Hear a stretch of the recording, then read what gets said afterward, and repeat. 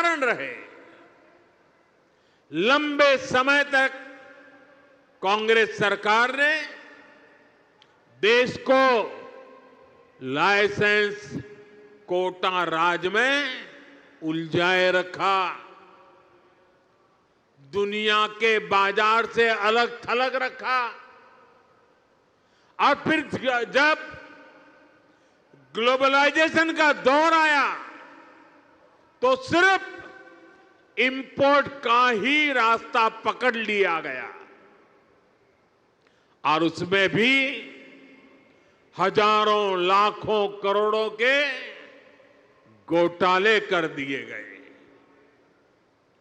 कांग्रेस सरकारों की नीतियों ने देश के नौजवानों का बहुत नुकसान किया। इन नीतियों ने भारत की असली ताकत को सामने आने से रोक दिया। साथियों, देश का कितना नुकसान हुआ है, इसका एक बहुत बड़ा उदाहरण हमारा शिपिंग सेक्टर है। आप भी जानते हैं कि भारत सदियों से दुनिया की एक बड़ी समुद्री ताकत था। हम दुनिया में शिप बिल्डिंग के सबसे बड़े सेंटर हुआ करते थे। भारत के तटीय राज्यों में बने जहाज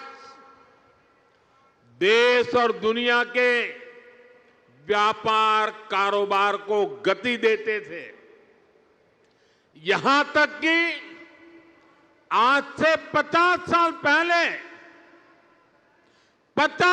पहले तक भी हम भारत में बने जहाजों का उपयोग करते थे।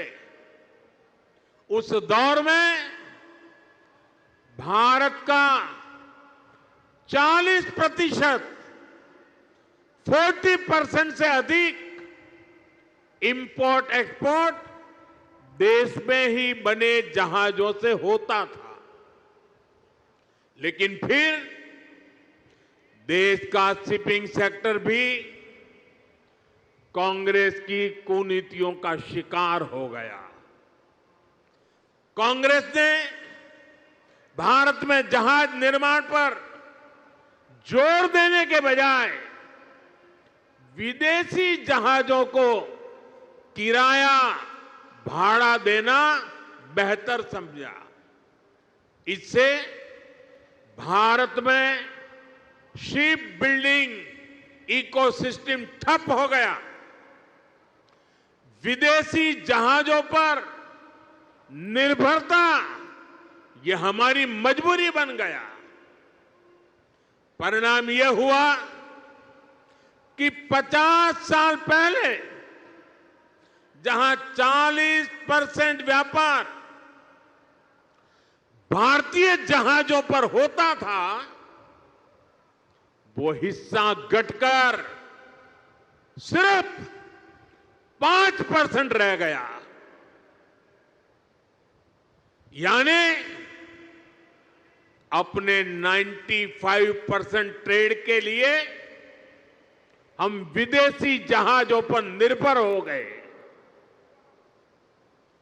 विदेशी जहाजों पर इस निर्भरता का हमें बहुत बड़ा नुकसान उठाना पड़ा। साथियों, में आज देश के सामने कुछ आंकड़े आप सबके सामने रखना चाहता हूं। देशवासी ये जानकर हैरान रह जाएंगे कि आज भारत हर साल करीब $75 बिलियन यानी लगभग 6 लाख करोड़ रुपए 6 लाख करोड़ रुपए विदेशी शिपिंग कंपनियों को शिपिंग सर्विसेज के लिए देता है, किराया देता है। ये आज भारत का जितना डिफेंस बजट है, करीब करीब उतना पैसा किराया